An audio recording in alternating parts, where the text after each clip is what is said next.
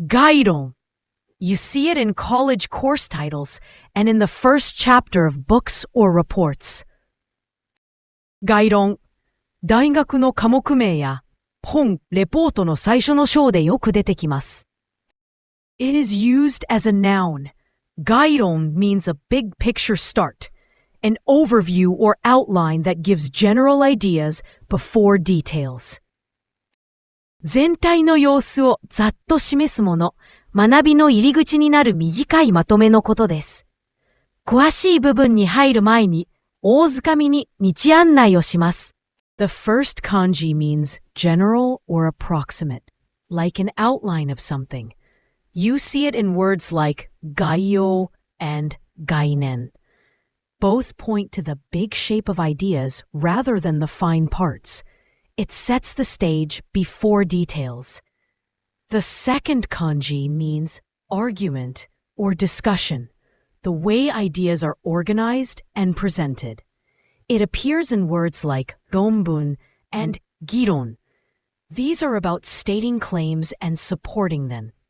It focuses on logical structure and reasoning. I am taking an Introduction to Psychology course. 私は心理学概論を受けています。私は心理学概論を受けています。The first chapter of this book is an overview. この本の最初の章は概論です。この本の最初の章は概論です。Let's start with an overview. まず概論から始めましょう。まず概論から始めましょう。Today's class is an introduction to economics.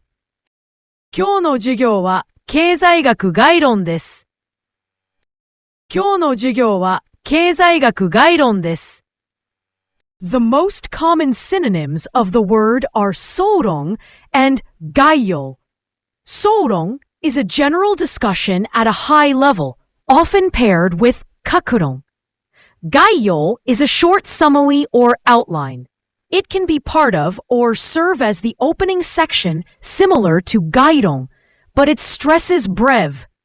The most common antonyms of the word are kakuron and shosetsu. They focus on specific parts and detailed explanation, while gairon stays at the big picture. Introductory level.